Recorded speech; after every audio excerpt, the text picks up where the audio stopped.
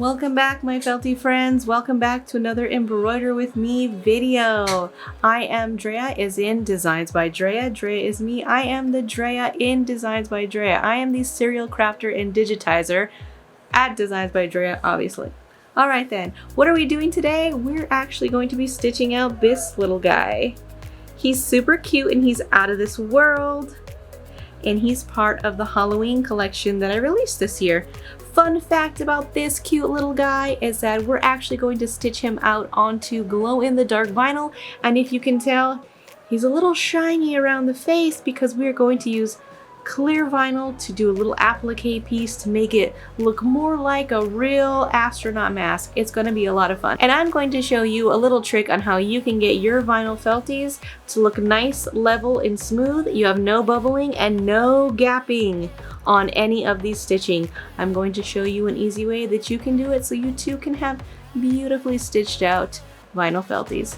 So let's get into it. The first thing we want to do is we want to prep our vinyl. I'm using a glow-in-the-dark vinyl. You can find this exact vinyl. It's a white glow-in-the-dark, but it does glow green at Boxer Craft House.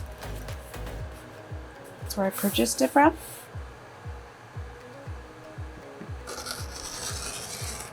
A cool trick is I have this alligator clip and I use it to hold my vinyl roll together, and what I did is I printed off a label that says glow in the dark, so that way I don't have to wonder which is my regular white vinyl and which is my glow in the dark white vinyl.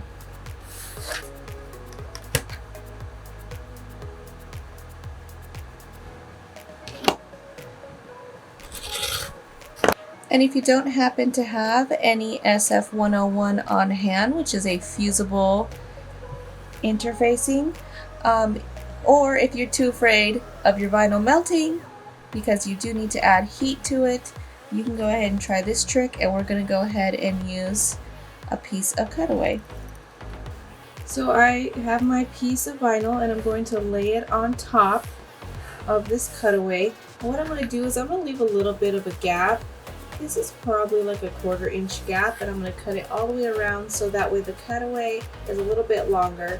This is something that I just like to do as a personal preference. It's not required, but I notice that if I have a little bit of an overhang, I tend to get more of a secured result. Personal preference, you could cut it to size if you like. It's up to you at the end of the day. I'm just giving you a different technique to try. And if for some reason you feel like you need an additional layer, you can go ahead and cut 2 pieces of this if you feel like it's going to be a lot of heavy stitching.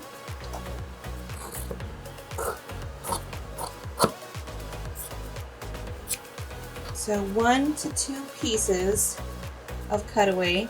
We're going to use that to stabilize our vinyl piece.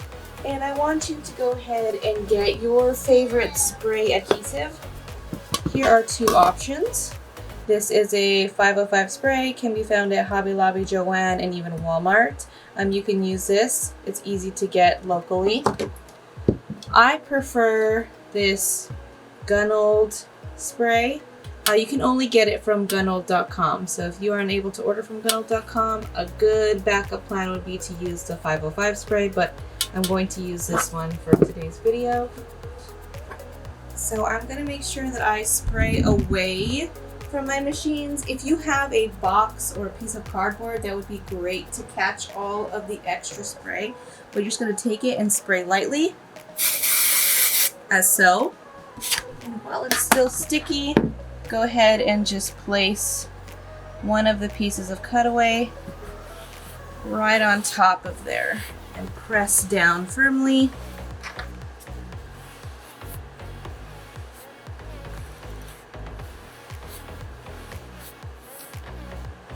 And I'm going to take the second one and also spray lightly like I did for the piece of vinyl. To avoid making a mess of your cutaway, make sure you put the sticky side up, okay? We don't want to get any residue on our beautiful cutting mat.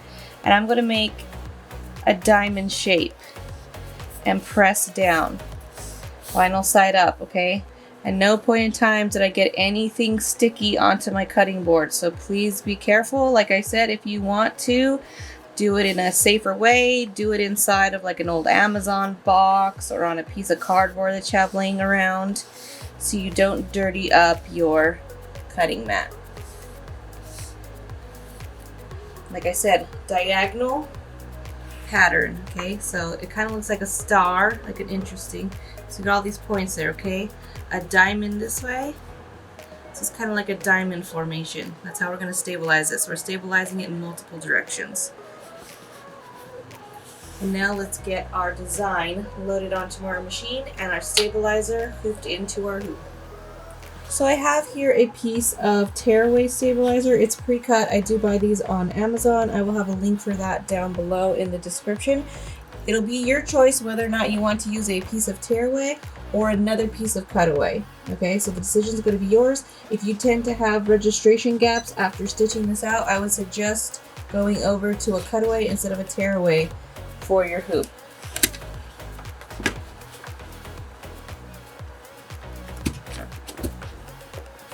First things always first is going to be the placement stitch because we need to know where to put our materials down. So you will see right now on your screen what it's going to look like on your embroidery machine. I have actually opted out of that and I'm going to do a temporary basting position instead of opting for what you see on your screen. Just as a quick FYI, your machine might have the ability to create a basting stitch for you. You could try and do that instead of doing the placement stitch. I do that because it's a lot faster and it's a time saver, and I already have a square cut out, so I just want to put one square over the other square that's on my sheet. Here is a little bit of a fun fact. The medical tape that they use in first aid kits that you can find anywhere, I find this on Amazon. I pay about $3.99 the last time I bought it. You can actually use this and it's perfect for embroidery and it sticks really well. So I'm actually going to use this because if you have been here on my channel for a while, you know that typically I like to pin stuff down, but I'm not going to pin vinyl down. I'm not going to make holes in it. So instead I'm going to use medical tape, and this one's a paper medical tape.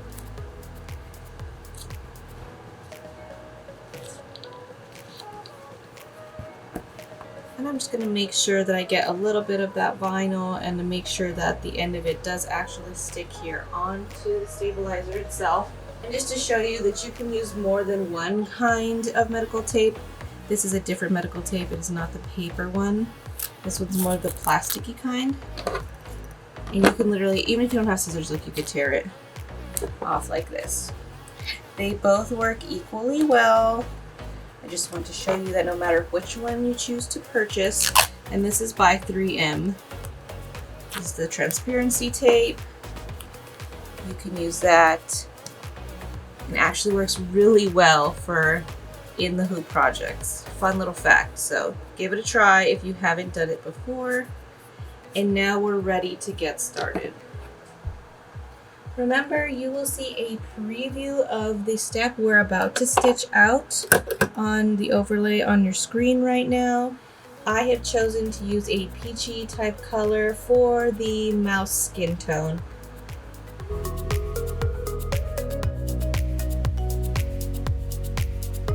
The next color in the series is going to be black, and it's going to be all of the facial features of our mouse.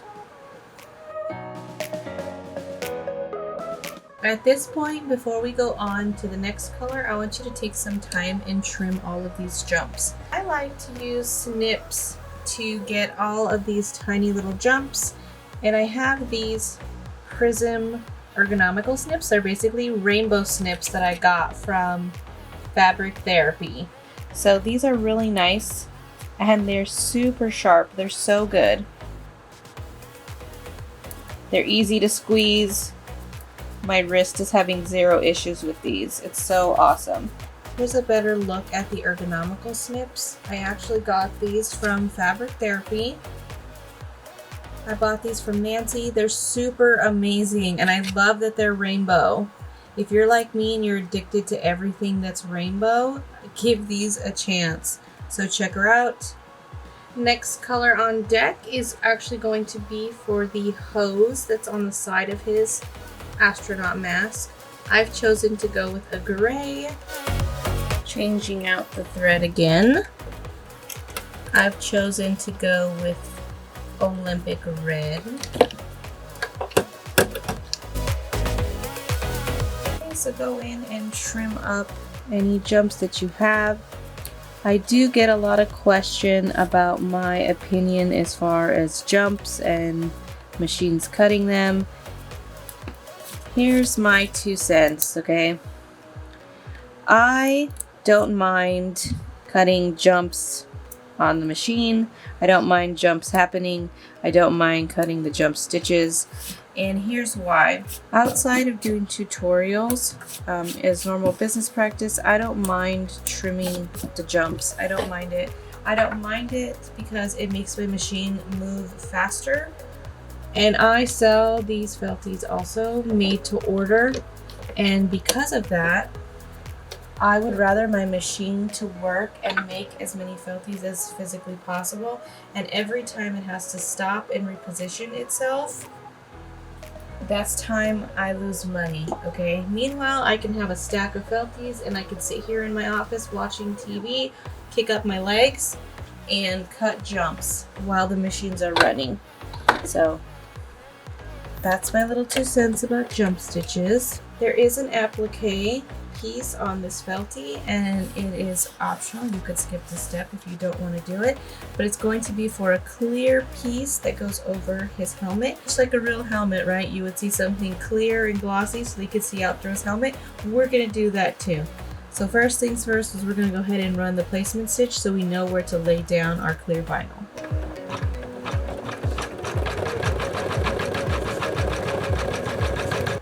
Alright, I'm going to be using a small piece of vinyls for the applique.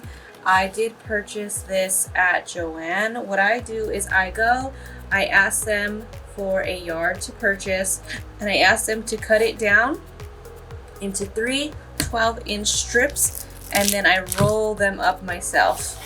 So I tell them I want them rolled, and they give me this cute little tie to tie it, but it's a lot easier to work with than having one really big piece, and it doesn't crinkle up and get a bunch of weird lines that you can get rid of them with heat, but it's just too much work, right? I don't want to do extra work. I want everything to be good to go when it's time to use it. I'm going to cut this down into 4 squares, 1 for each of the mice. I'm doing a rough cut. You can always just measure over the applique piece. So here we go, 4 pieces. What I do is I'm going to make sure that I take each piece and I will put it over so we can stitch down and do an applique. Please be mindful of safety first, okay? Fingers near a needle are dangerous. I'm taking a chance by using my hands to hold down this vinyl. If you don't have to chance it, don't. You can invest in a pair of hemostats. I got these on Amazon, okay, rainbow colored, and you can use these to save your fingers. I have seen so many posts in Facebook groups with people who have gotten literal needles through their fingers, including through their nails. So I will show you how you can use safely a pair of hemostats, putting a piece of vinyl between them. And I'm going to hold it, okay? Whichever hand you want to use is fine. Squeeze it so it holds it firmly. Machine. We want to save our precious fingers, okay? You can just hold it down. Press go. And as soon as it starts to stitch a little bit, let go so it doesn't move out of place. At this point, we are going to remove the hoop from the machine, but we are not going to unhoop our project because we need to cut out these applique pieces. I have designated these tiny duck-billed applique scissors, which I see the theme today, guys, okay? It's rainbow. I'm over here with rainbow snips.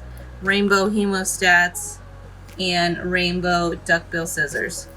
These are Tulip Pink, and they're micro applique duckbill scissors, okay? In my office, I have designated these as my applique / vinyl scissors. So that's why I'm using these. And when we cut the applique pieces, cut as close as you can to these stitches without snipping the stitches. Okay, and I'm actually moving the hoop. This helps me personally, okay? If this is not helpful to you, don't do it. But I move my hoop, it's easier for me. Personally, personal choice. Now we're ready to transfer our hoop back onto the machine. We are now changing our thread for the next step, which is going to be the satin outline to this applique for his mask. Okay, so at this point I've taken my hoop off the machine, but I'm not going to unhoop the project because it is now time to add the back to the underside. So you need a piece of felt that is the same size as this piece of vinyl. I have my piece of felt. As you can see, it's the same size. I'm going to turn the hoop over. I'm going to use the spray that I had from earlier. I'm going to give this a light mist away from all of my machines and my tables because this stuff will stay on, and then you'll have to work really hard to clean it off. And then after that, what I'll do is I'll make sure I line it up to make sure that I cover all the stitching on the back side.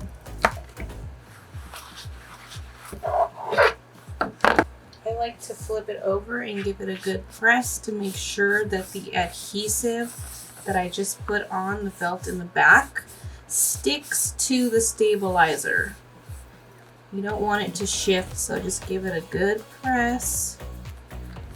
You don't want to press hard when you have it flipped upside down because it could pop the entire Feltie sheet out of the hoop. So this is the easiest way to do it. We're going to now return it back onto the machine. The last 4 colors on this design are going to secure the top vinyl to the bottom.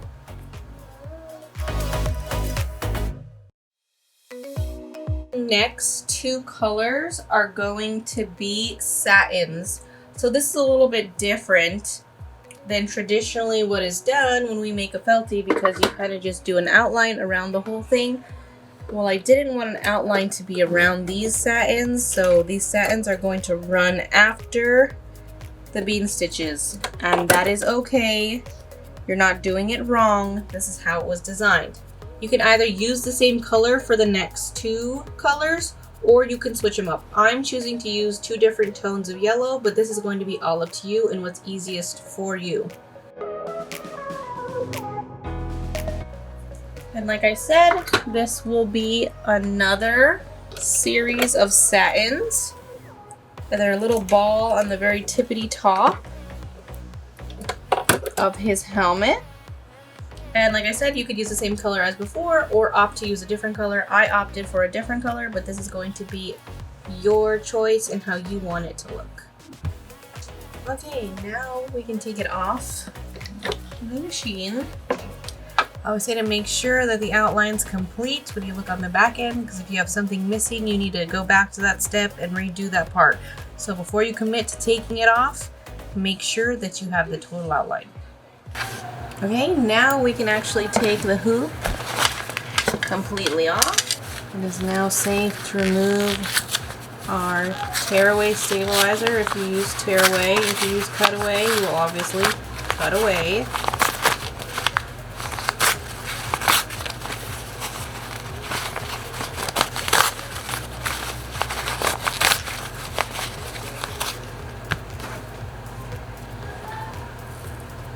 Peel that medical tape right off your vinyl.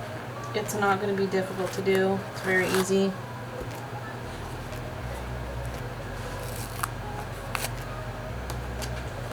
Comes right off and it leaves no residue. It's really nice. And now you would just cut them out. They're all done. But you don't have any warping, if you notice. There's no warping. All of the lines match up. There's no gaps on any of the stitching, and it came out beautifully, and that's all because we stabilized it properly.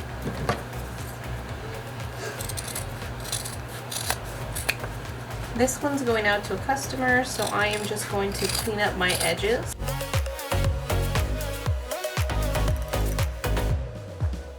I hope you enjoyed this video, and I wanted to show you that he does in fact glow in the dark. I charged him up under my UV lamp so you guys can kind of see a little bit of the glow. It's kind of hard because it is bright in here. But I hope you enjoyed this video. I hope you found it helpful. Don't forget, all the links for stuff used in this video can be found down below in the description, including where you can find this exact glow in the dark vinyl. I'll be putting a link too for fabric therapy, so if you guys want those little ergonomical snips, you can go ahead and check those out. It's a very useful place to find a lot of fun stuff. You can find me on other places when I'm not here on YouTube, such as Instagram, Facebook, and TikTok. So until the next time, friends, bye-bye!